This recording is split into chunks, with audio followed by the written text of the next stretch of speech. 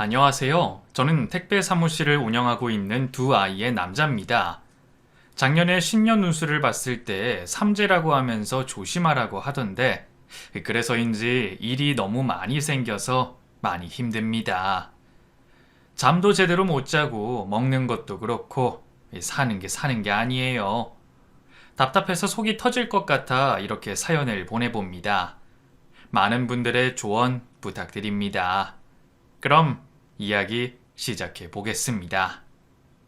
세상 편하게 사는 사람이 얼마 있겠냐마는 저는 정말 어릴 때부터 살려고 아등바등하며 지냈던 것 같아요. 물론 부모님 두 분 다 계실 때는 저도 여느 집 아이처럼 까불기도 하고 철없이 노는 것만 생각하면서 자랐죠. 그런데 아버지가 돌아가시면서 제가 사는 세상이 완전히 달라졌어요. 제가 장남이기에 더 힘들었던 것도 사실이고요. 아버지는 용접 기술자셨어요. 건설 현장에서 일을 하셨기 때문에 전국을 다니며 일을 하셨고 기술자라 그런지 벌이도 꽤 괜찮으셨어요.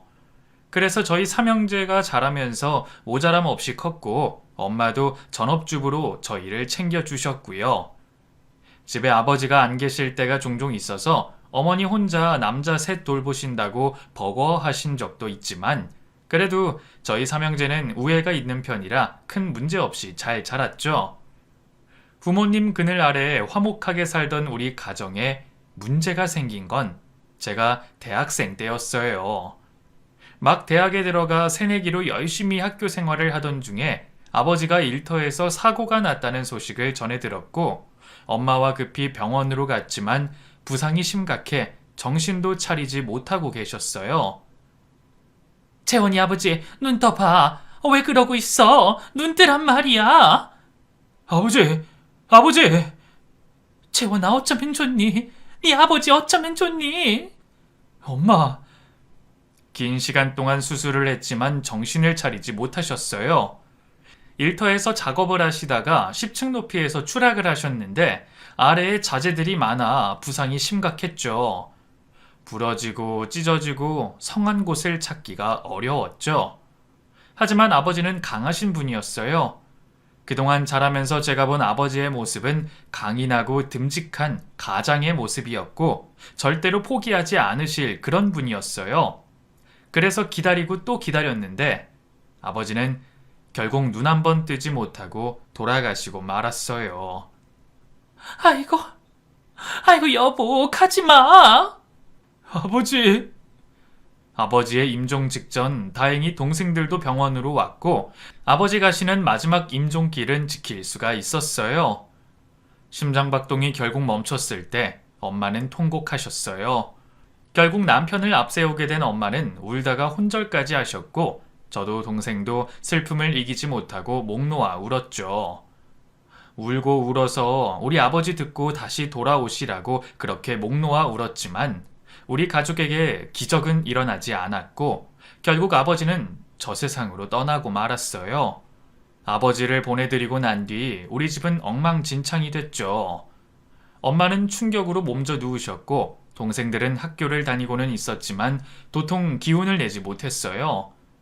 나이가 제일 어린 중학생 막내 동생은 아버지가 보고 싶다고 밤마다 울었고 집의 가장이 된 저는 앞으로 어떻게 살아가야 할지 막막하기만 했습니다. 회사에서 아버지 사고에 대한 보상금이 나왔지만 말 그대로 보상금일 뿐 넉넉하진 않았어요. 그 돈으로 우리 가족 생활비에 대출금까지 충당하긴 부족했고요. 가족을 잃은 슬픔이 가장 컸지만 가장의 부재로 인한 경제력 상실 또한 버거운 일이었죠. 뭐? 모아둔 돈이 없어요? 네 아버지가 사람이 좋아서 친구한테 돈을 빌려줬는데 못 받은 것도 많아. 그리고 이 아파트 이사 오면서 있는 돈 없는 돈 다 끌어모아서 들어왔고. 그럼 집 팔아서 작은 집으로 가요. 그럼 되잖아. 그래야지. 엄마가 알아서 할 테니까 너는 걱정 말고 학교나 다녀. 엄마가 다 알아서 해. 몸도 제대로 가누지 못하시는 엄마가 염려가 됐지만 엄마를 믿으라는 말씀에 저도 제 할 일에 집중하고 있는데 학교 마치고 집에 갔더니 엄마가 울고 계셨어요. 엄마, 왜 그래? 무슨 일인데? 재원아, 어쩌면 좋니?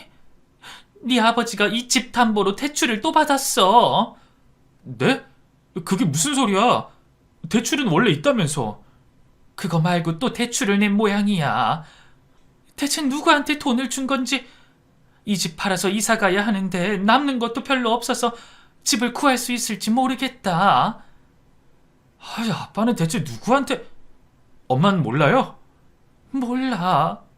이 일을 어쩌면 좋아. 아버지는 의리를 중요하게 생각하시는 분이었어요. 그래서 친한 친구가 앓는 소리 하면 형편이 안 되는데도 있는 돈 없는 돈 다 끌어다가 그 친구를 도와주시곤 하셨죠. 집에 식구가 많은데도 아버지는 힘든 친구 모른 척하면 안 된다고 하시면서 그러셨는데 엄마 몰래 누군가를 도와주신 모양이었어요. 적은 돈도 아니고 5천만 원이나 되는 돈을 왜 그렇게 함부로 쓰셨는지 저는 이해할 수가 없었어요.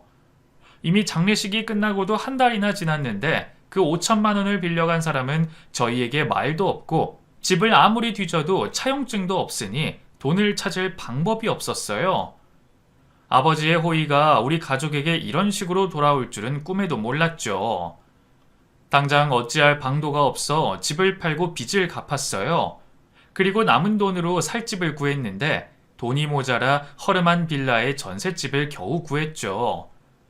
집도 줄여서 가야 해서 덩치가 큰 살림은 죄다 버리고 소파도 놓을 자리가 없는 작은 집으로 이사를 했어요. 겨우 이사를 다 한 그날 밤 엄마는 잠자리에 들어가셔서 혼자 흐느껴 우셨죠. 살아온 세월 동안 열심히 살았는데 남는 것도 없이 겨우 집 한 채 빌려서 살 수밖에 없는 신세가 너무 비참하다며 우셨어요. 엄마, 그만 울어요. 아버지도 이렇게 될 줄 아셨겠어? 죽은 사람 원망해서 뭐 하겠냐마는. 너네 아버지 어쩜 이렇게 실속이 없어. 그동안 고생해서 모은 돈 전부 남 좋은 일만 다 시키고 이제 우린 어쩌면 좋으니? 어쩌면 좋아? 방법이 있겠지, 엄마. 너무 걱정 마세요. 방법이 있을 거라는 제 위안에도 엄마는 흐느껴 우시기만 했어요. 저도 막막한데 엄마도 그러셨겠죠. 평생 전업주부로 계시다가 겨우 일을 시작했는데 고작 식당에서 알바하는 것 말고는 할 수 있는 일이 많지 않았어요. 경력도 없이 나이도 있고 하니 더 어려웠고요. 식당 보조로 겨우 몇 시간 일해서 버는 건 우리 네 식구 생활비로는 됐지만 저와 동생들 학비까지는 어려웠어요. 저는 고민하다 결단을 내렸죠. 내 미래를 위해선 대학을 나오는 게 맞지만 가족들 위해선 당장 뭐라도 해서 돈을 벌어야 한다는 결론이 나왔거든요. 엄마한테 상의할 것도 없이 저는 바로 휴학계를 냈어요. 엄마한테 말씀드리면 말리실 게 뻔했고 그러면 저도 흔들릴 것 같았어요. 그래서 혼자 결정 내리고 행동을 했죠. 나중에 제가 휴학을 하게 된 것을 아신 엄마는 또 눈물로 밤을 지새우셨어요. 등 뒤로 들리는 엄마의 작은 울음소리를 들으면서 앞으로는 절대로 엄마를 울지 않게 하겠다고 혼자 다짐했어요. 아버지가 돌아가시고 엄마가 너무 힘드셨으니까요. 그래서 다시는 내가 있는 한 다시는 엄마 눈에서 눈물이 나지 않게 하겠다고 결심했죠. 엄마, 저 휴학했어요. 그래서 내일부터 학교 안 가도 돼. 나 내일 아침에 5시에 집에서 나가요. 휴학을 했다니 그게 무슨 소리야? 엄마, 저 이제 돈 벌 거예요. 재석이 재준이 내가 공부시킬게요. 그건 엄마가 알아서 해. 너는 네 공부나 해. 엄마 혼자 벌어서 다 못해. 알면서 그러세요. 하지만 네가 그러면 엄마가 어떻게 사니? 엄마, 이제 우리 마음 단단히 먹고 살아요. 아버진 돌아가셨지만 우린 살아야죠, 엄마. 이제 울지 마요, 응? 그래, 재원아. 엄마가 단단해질게. 꼭 단단해질게. 우리 잘할 수 있어요. 휴학했다는 얘기에 눈물을 보이시던 엄마는 흐르는 눈물을 닦으시고는 제 손을 꼭 잡으셨어요. 힘내겠다고, 징징거리지 않고 일어서겠다고 하셨죠. 그런 엄마를 보며 든든했어요. 제가 그랬듯 엄마한테도 든든한 아들이 되고 싶었죠. 학교를 휴학하고 저는 곧장 공사장으로 갔어요. 공사장에서 아버지가 돌아가셨지만 결국 그곳으로 제가 일을 하러 간 것은 모두 돈 때문이었어요. 제 나이에 그나마 제일 많이 벌 수 있는 게 그 일이었거든요. 공장에 들어갈까도 싶었지만 보수가 괜찮은 곳은 연말까지 기다려야 자리가 난다고 해서 그동안은 공사판에서 일을 하게 됐어요. 노가다라고 하죠. 몸 써서 돈을 버는 일은 그곳에서 처음으로 해봤어요. 벽돌을 지고 나르고 자재들도 이고 나르면서 비로소 아버지가 어떻게 일하시며 우리 가족을 먹여 살리셨는지 알게 됐어요. 더우면 더운 대로, 추우면 추운 대로, 바람이 불면 그 바람 다 맞아가면서 그냥 할 일을 해야 했어요. 추위와 더위와 싸워가며 일을 했고 경기가 어려워서 그런지 자칫하면 일자리를 뺏길 위기라 매일매일 출근을 했어요. 처음 해보는 일에 온몸에 근육들이 난리를 쳤지만 파스 붙이고 스프레이 뿌려가며 이악 물고 일을 했습니다. 그렇게 일당으로 받은 돈을 보며 아버지 생각에 눈물이 났어요. 가족을 위해 평생을 이런 공사판에서 일하셨을 아버지. 저녁에 퇴근하고 오시는 아버지 발의 냄새가 지독하다고, 싫다고, 가까이 오지 말라고 했던 그 예전 기억에 눈물이 한 번 더 흘렀어요. 아들의 표현에 허허허 웃기만 하셨던 내 아버지. 시간을 돌려 그때로 갈 수만 있다면 손수 내 손으로 아버지의 발을 씻겨드렸을 텐데 철없던 그 순간들이 죄송하고 후회가 됐어요. 슬퍼만 하고 있을 순 없었죠. 아버지께 미안해하는 대신 내가 그 빈자리를 채우자 한 번 더 다짐하며 일을 악물었어요. 그리고 매일 새벽 잠자리에서 일어나 출근을 했습니다. 둘째 동생이 대학에 입학하고 저는 군대를 갔어요. 할 수만 있다면 빼고 싶지만 그게 또 제 맘대로 되는 일이 아니잖아요. 그나마 둘째가 성인이 된 후에야 군대를 갔죠. 길다면 길고 짧다면 짧은 군복무 기간이 끝나고 다시 사회인이 됐을 때 이번에는 무슨 일을 해야 하나 고민이 됐어요. 이제는 사회에서 자리를 잡아야 한다는 생각이 들어 막노동만 계속할 수는 없겠더라고요. 그래서 이것저것 알아보는데 친구가 택배 회사에서 알바를 했어요. 거기서 직원을 구한다는 말을 전해줬고 자기 택배 사무실 사장이 벌이가 꽤 괜찮다는 말을 하더군요. 그래서 경험 삼아 일을 시작했어요. 택배 일은 해봤냐? 아니요, 처음입니다. 얼굴은 꼭 쌤님처럼 생겨선 너 이거 만만하게 보면 안 돼. 체력이랑 머리가 안 되면 많이 힘들어. 할 수 있겠어? 저 곱게 큰 거 아닙니다. 공사장에서 3년이나 막노동 일 해봤어요. 체력은 자신 있고 일도 금방 배울 수 있어요. 아유 그래? 막노동을 했다고? 그럼 내일부터 출근해봐. 우리 지점이 물류가 다른 데보다 좀 많아. 일하는 만큼 돈 벌 수 있으니까 열심히 한번 해보고. 네, 잘해보겠습니다. 그렇게 일을 시작하게 됐어요. 뭐 그리 힘들까 했는데 사장님 말대로 체력이랑 일머리가 필요한 일인 것 같았어요. 택배물들 상하차부터 배송의 전산 확인까지 처음 하는 일이라 꽤 까다롭게 보이더군요. 그래도 일이라는 게 다 비슷하잖아요. 익히기만 하면 문제 없겠다 싶었고 배송하는 만큼 페이를 주시기로 해서 미친 듯이 박스를 들고 날랐어요. 아침 일찍 시작해서 해가 질 때까지 점심도 차에서 삼각김밥으로 때우며 일을 했고 바지런을 떨어 그런지 그달에 500만 원이나 벌게 됐어요. 노가다 하는 것보다 벌이가 더 좋았죠. 막노동은 날씨 때문에 일을 못할 때도 있고 다른 사람한테 일감을 뺏길 때도 있어서 400만 원 벌면 많이 버는 거였거든요. 그것보다 훨씬 더 많이 벌어서 기분이 좋았죠. 너 생각보다 적응 잘하는데 여기서 오래오래 나랑 일하자. 그러면 내가 나중에 너 사무실 낼 수 있게 도와줄게. 진짜요? 사장님 그 말 진짜죠? 자식이 속고만 살았나? 진짜야. 네, 저 사장님 옆에 계속 붙어 다닐게요. 그래 임마, 나만 따라와. 화통한 성격의 사장님과 성격이 잘 맞았어요. 돌아가신 아버지와 성향도 비슷하신 것 같고 그래서인지 제가 참 많이 따랐죠. 보통의 알바나 직원들은 니일 내일 따져서 하는 경우가 있잖아요. 저는 그런 거 없이 정말 내일처럼 신경 쓰면서 했거든요. 그게 사장님 마음에 드셨던지 평생 같이 일하자고 하실 정도로 저를 아껴주셨어요. 상황이 그렇다 보니 업무도 점점 중요한 일로 바뀌더군요. 배달에서 끝나는 게 아니라 사무실 운영까지 전적으로 저에게 다 맡겨주셨어요. 내가 너 믿고 다른 곳에 지점 낸 거니까 너 제대로 해야 해. 알았지? 아이, 사장님도 제가 하루 이틀 하는 것도 아닌데 왜 그러세요? 걱정 붙들어 매십시오. 큰 소리는. 너 제대로 하는 거 보고 여기 매장 넘길지 말지 결정할 거야. 알았지? 네, 사장님. 고되고 힘든 일이었지만 웃으면서 일했어요. 즐긴다고 하죠? 정말 즐기면서 일했습니다. 제가 그렇게 할 수 있었던 건 언젠가 내가 사장이 될 수도 있다는 희망. 그 희망이 저를 움직이게 했어요. 더도 말고 덜도 말고 딱 사장님만큼 돈을 벌고 싶었죠. 그 정도면 동생들 뒷바라지도 하고 엄마가 힘들게 일하지 않아도 될 정도였거든요. 그래서 그 목표로 열심히 일했어요. 몸도 아끼지 않고 정말 열심히 일했어요. 대부분 들고 나르는 일이라 시간이 갈수록 허리가 아프기 시작했는데 아프다고 일을 쉬는 건 제 사전에 없었어요.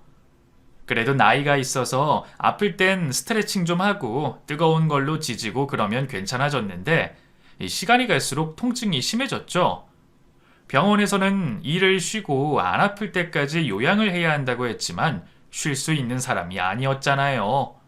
그래서 통증을 줄이는 뼈주사라는 것까지 맞으면서 일을 했어요. 아플 때마다 주사로 견디는 건 치료가 아니라며 나중에 더 아플 수도 있다고 했지만 그래도 저는 꾹 참고 버텨냈어요. 그만큼 저에게 그 일이 절박했고 간절했으니까요. 그래도 다행인 건 그렇게 무식하게 참고 일을 한 결과가 있었다는 겁니다. 사장님이 10년 동안 지켜보시고 결국 사무실을 저에게 넘겨주셨거든요. 이미 제가 운영하고 있던 동네라 일하는 건 그대로인데 수입이 달라지게 된 거죠. 이미 사장님이 자리를 다 잡아놓으신 걸 저에게 주셨다는 건 정말 대단한 결심이라고 해야 해요. 그게 전부 다 돈인데 예전에 했던 약속을 지켜주신 거니까요. 자, 이제 이 지점 네 거야. 사장님, 정말 고맙습니다. 왜 울고 그래? 울지 마. 그냥 믿기지가 않아서요. 사장님이 정말 저한테 사무실을 주실 줄은 몰랐어요. 사내대장부가 한 번 뱉은 말은 지켜야지. 네가 잘해서 그런 거야. 네가 열심히 해줘서. 그러니까 앞으로 이걸로 자리 잘 잡아봐. 네, 이 은혜 잊지 않겠습니다. 그렇게 저는 택배 사장님이 됐어요. 제가 자리를 잡는 동안 동생들은 대학을 졸업하고 둘째는 취업도 하게 됐어요.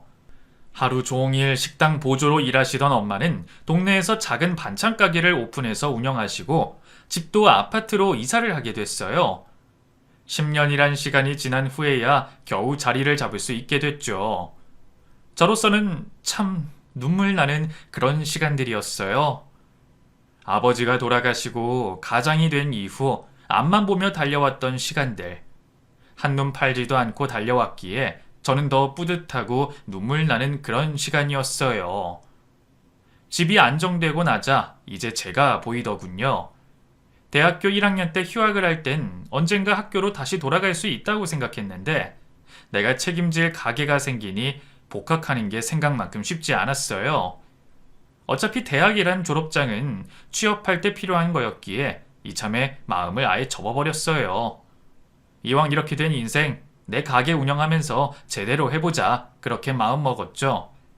그쯤 되자 엄마는 이제 결혼 생각을 하라고 하셨어요. 나이만 계속 먹어갈 게 아니라 괜찮은 여자 만나 장가 가고 가정도 꾸리고 그랬으면 좋겠다고 하셨어요. 엄마가 어떤 마음이실지 알지만 여자를 갑자기 어디서 만나겠어요. 그동안 일한다고 소개팅 같은 것도 안 해봤고 친구들과 연락이 끊어진 지도 오래였고요. 그러던 중에 사무실 격리를 하고 있는 여직원이 눈에 들어왔어요. 엄마, 아직 근무 시간이야. 마치고 전화할게. 아니야, 끊어. 응? 알았어. 집이에요? 통화하지 왜 급하게 끊어요? 마감도 다 했는데. 퇴근하고 통화하면 돼요. 기분이다. 지금 퇴근해요. 네? 아직 30분이나 남았는데요? 괜찮아요. 오늘 할 일 끝났는데 뭐. 사무실 지킨다고 돈 더 버는 것도 아니고 가요. 내일 봐요. 네, 고맙습니다. 격리를 보는 여직원은 차분하고 일도 꼼꼼하니 야무진 여자였어요. 저랑 3살 아래였는데 어른들이 좋아하실 딱 그런 타입이었죠. 저희 엄마도 사무실에 한번 와보시고는 격리 아가씨 마음에 든다며 잘해보라는 말도 하셨는데 사무실 직원이랑 뭐 하기에는 좀 그래서 전혀 생각도 안 하고 있었어요. 그날은 여직원이 엄마와 무슨 볼 일이 있는 것 같길래 일찍 퇴근시키고 저도 곧 마무리 후 가게를 나섰어요. 그런데 사무실 앞에 나와 보니 30분 먼저 나간 여직원이 아직도 길에 서 있는 게 보였어요. 그리고 어머니로 보이는 여자와 실랑이를 하고 있었죠. 어서 내놔. 통장 내놓으라고. 엄마 왜 그래? 돈 줬잖아. 넌 나한테 월급 속였지? 네 사장이 돈 후하게 준다며. 그래놓고 나한테는 얼마 안 받는다고 속여? 이게 진짜. 엄마 아니야. 나 월급 받은 거 엄마 다 줬어. 그럼 통장 내놔봐. 그럼 알겠지? 내놓으라고. 엄마라는 사람이 딸 월급 통장 받으려고 회사 앞에서 기다리고 있었어요. 눈물까지 흘리며 얘기하는 여직원을 보는데 마음이 짠하더군요. 격리로 일해서 얼마 번다고 빚쟁이처럼 저러는지 딱 보니 견적이 나오길래 고개가 저절로 저어졌어요. 저 집도 참 답없네 싶어서요. 여직원은 저를 발견하고는 얼른 고개를 돌렸지만 그 엄마는 여전히 곁에서 돈 얘기를 하고 있었어요. 민망해하는 것 같아 모른 척하고 돌아섰죠. 이후로 왠지 여직원을 유심히 관찰하게 됐어요. 어딘가 어두운 표정, 핸드폰으로 오는 개인 전화에 흠칫흠칫 놀라고 퇴근 시간인데도 여전히 책상에 앉아 집에 가지도 않고 잡무를 하고 있었어요. 딱 봐도 집에 가기 싫어하는 모습이었죠. 오늘 퇴근하고 뭐해요? 네? 아무 일도 없어요. 그럼 우리 회식할까요? 회식한 지 한참 됐잖아. 회식이요? 왜요? 안 돼요? 아니요, 돼요. 가요. 삼겹살에 시원하게 소주 한잔 합시다. 왜 그랬는지 모르겠지만 그날은 즉흥적으로 회식을 하게 됐어요. 다른 남직원들 다 퇴근하고 없는데 경리랑 저 단 둘이서요. 집에 가기 싫어 엉기적거리는 모습에 구해주고 싶은 마음이 생겼죠. 그래서 회식을 하자 했고요. 그냥 둘이서 술 한잔 하면서 많은 대화를 했어요. 일 얘기도 물론 했지만 주로 그 여자에 관한 이야기를 들어줬어요. 평소엔 사적인 얘기 잘 안 하는 사람인데 그날은 무슨 바람에선지 자기 얘기를 줄줄 꺼내더군요. 아버지 없이 자랐어요. 엄마가 연애하면서 제가 생겼는데 아버지는 결혼하기 싫다고 하셨나 봐요. 엄마 혼자 저를 낳아서 키우셨대요. 아이, 그랬어요? 어머니가 고생이 많으셨겠네요. 네, 정말 힘들었대요. 그래서 저한테 지금까지도 그 얘기를 하세요. 저 때문에 망친 자기 청춘에 대해서요.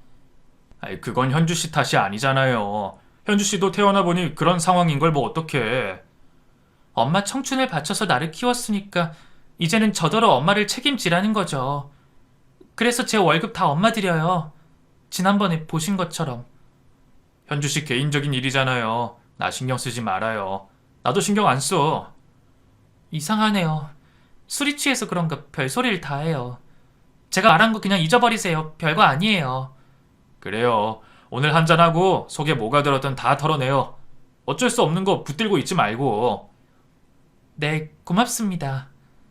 눈가가 촉촉히 젖어서 소주잔을 들이키는 그 모습이 얼마나 예쁘게 보이던지 철양 맞은 사연에 안쓰러운 마음도 들고 그날 그 이야기를 듣지 말았어야 했는데 그날부터 우리의 악연이 시작된 것 같아요.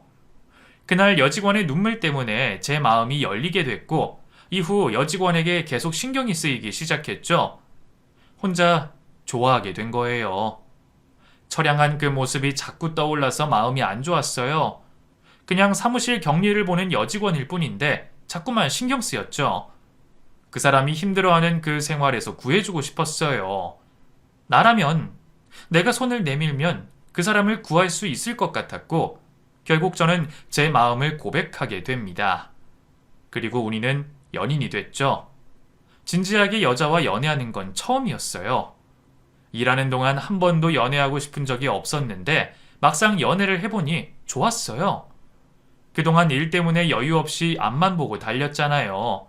제 삶에 여유 같은 건 없었는데 그 사람과 연애를 하면서 새로운 세상이 펼쳐졌죠. 사람들이 왜 연애에 목매는지 그때서야 알겠더라고요. 세상이 온통 핑크빛이 되는 걸 경험하게 됐어요. 이 여자와 결혼해도 되겠다는 생각이 들었어요. 내가 이 여자를 웃게 해줘야겠다. 평생 이 여자 울지 않게 해줘야겠다는 목표가 새로 생기게 된 거예요. 그래서 저는 결혼하자고 고백을 했고 그 사람은 울면서 고백을 받아줬어요. 울리지 않겠다고 맹세했는데 울리면서 승낙을 받은 거죠. 양가 어머니들을 찾아뵙고 결혼 허락을 받았어요. 저희 어머니야 제가 선택한 사람이라 따지지 않고 바로 승낙해 주셨고 예비 장모님 되시는 분은 글쎄요. 저를 처음 소개받으신 날부터 뭔가 계산을 하고 계셨던 것 같아요. 인사드렸던 그날도 눈빛이 그랬던 것 같고요. 그래도 반대는 않으셨기에 두 분 상견례를 하게 됐는데 그 자리에서부터 문제가 생깁니다.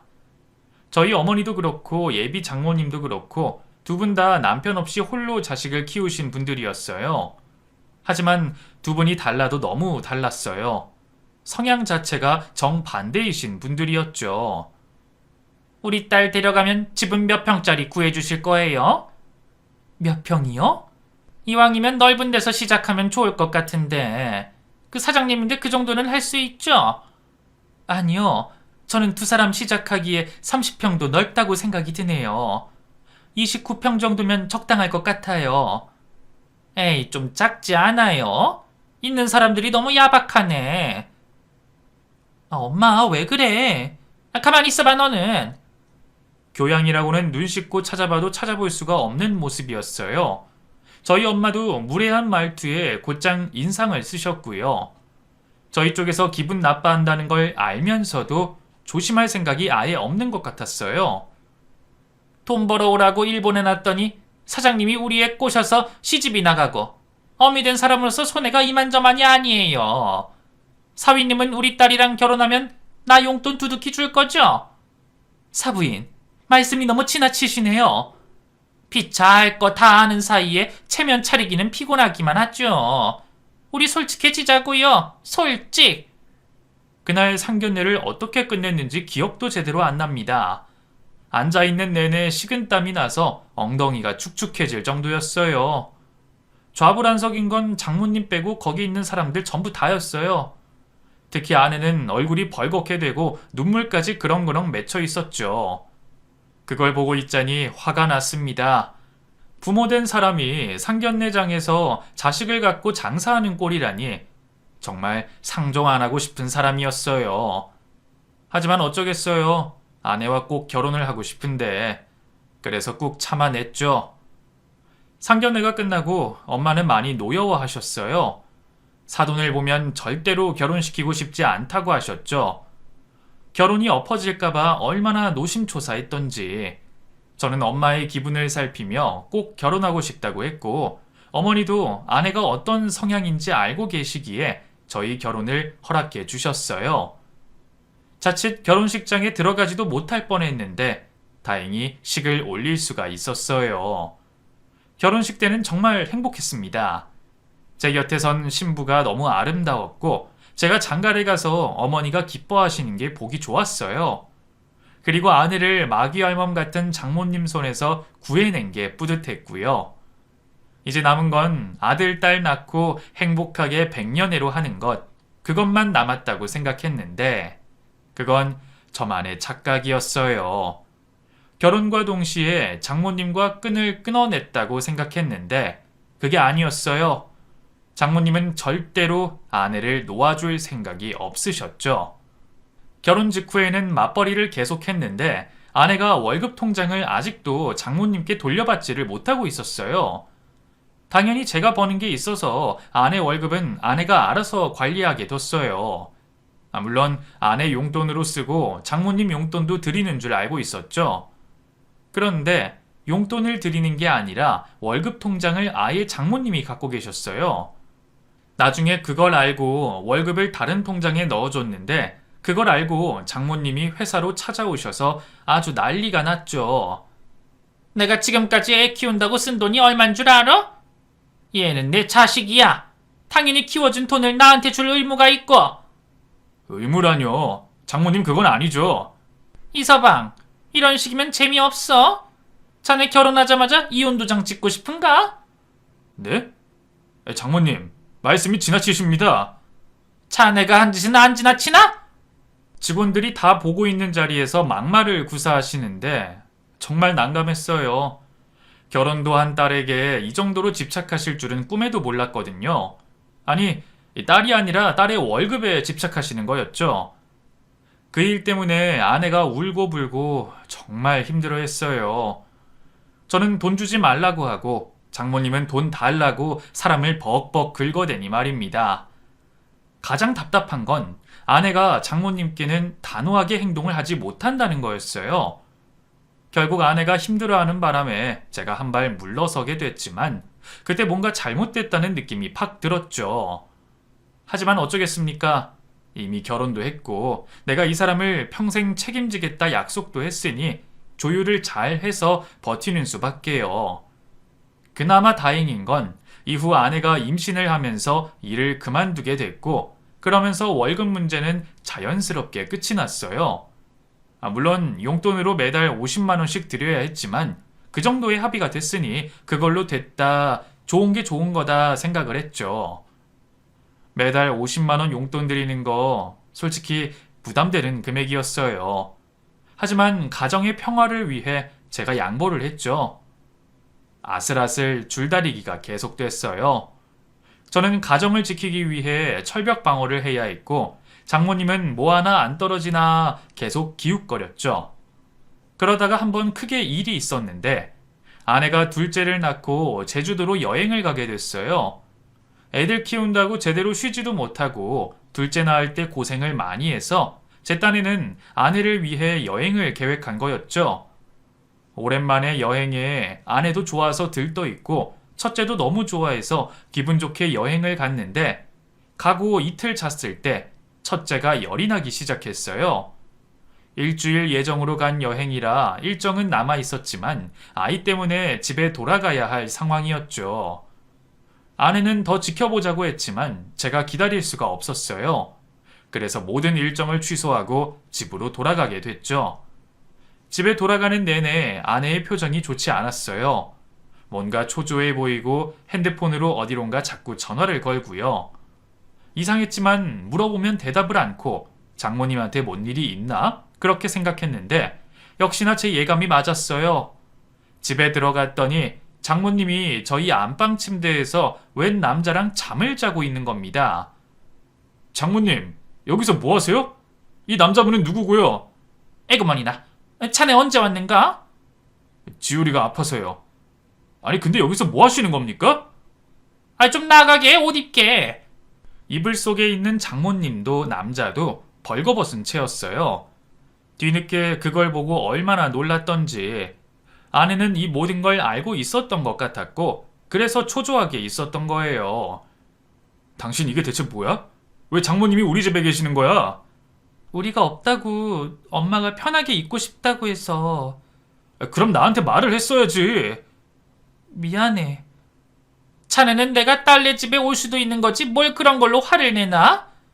그게 아니잖아요, 장모님. 아니긴 뭐가 아니야. 사람이 야박하긴.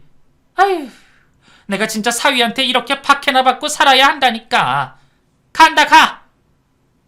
먹긴 놈이 성낸다고 오히려 저한테 화를 내면서 낯선 남자와 집을 나서는 장모님이었어요. 자기보다 훨씬 어려 보이는 남자랑 딸내 안방 침대에서 뒹굴었으면서 사위인 저에게 부끄러운 건 하나도 없는 모습에 얼마나 기가 찼는지 모릅니다. 그 일로 저는 너무 화가 났어요. 그래서 아내에게 장모님과 인연을 끊으라고 했죠. 단호하게, 아주 단호하게요. 못하겠다면 이혼할 생각하라는 말까지 했더니 그때서야 기어들어가는 목소리로 알겠다고 하더군요. 장모님만 문제가 있는 게 아니었어요. 아내도 어릴 때부터 주입식으로 교육이 돼서 그런지 모르겠지만 남편도 있고 자식도 있으면서 자기 엄마를 끊어내지 못하고 질질질 끌려다니기만 했어요. 예전엔 그런 모습이 안타까웠지만 살다 보니 그게 정말 답답하고 저로서는 미칠 노릇이었죠. 그 후 한동안 조용히 살았어요. 장모님도 소식이 없고 아내도 별다른 문제가 없었고요. 이대로 평화가 찾아오는구나 싶었죠. 하지만 이것도 저의 착각이었습니다. 장모님이 그럴 사람이 아니었어요. 일 마치고 집에 갔더니 장모님이 집에 와 계시더군요.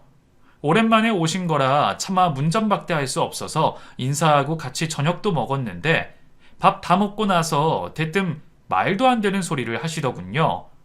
이서방, 나 집 한 채만 해주게.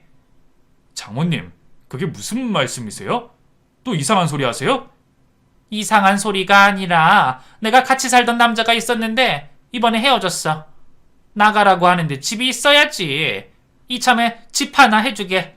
차가도 좋아, 응? 집만 해주면 내 다시는 두 사람한테 돈 달라고 안 할게. 장모님, 저 애가 둘입니다. 둘째 어려서 이 사람 일도 못해요. 저 혼자 벌어서 먹고 사는데 장모님 해드릴 돈이 어디 있습니까? 자네 사장이잖아. 쪼잔하게 굴지 말고 하나 해줘봐. 쪼잔이요? 큰 집 안 바래. 그냥 깨끗하면 돼, 응? 내가 뭐 자기 아들도 아니고 왜 자꾸 저한테 이런 무리한 부탁을 하는지 도통 이해가 되지 않았어요. 하지만 다시는 돈 얘기하지 않겠다는 말은 솔깃했죠. 제발 부탁인데 우리랑 인연을 끊어줬으면 싶었거든요. 그래서 마음에 드는 집을 하나 봐오시라고 했더니 세상에 신축 아파트에 저희가 사는 집보다 더 비싼 집으로 알아오셨더군요. 정말 학을 뗐습니다. 정말 정도가 없는 사람이었어요. 저는 단칼에 안 된다고 말씀드렸습니다. 절대로 안 될 일이었어요. 본인이 사신다면 조금 보태드릴 수는 있지만 제가 사드리는 건 있을 수 없는 일이었어요.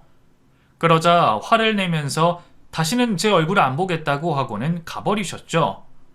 안 보고 사는 것이야말로 진심으로 원하는 일이었어요. 그래서 장모님이 화나신 걸 알지만 가만히 뒀고요. 그런 와중에 저희 엄마께 일이 생겼어요.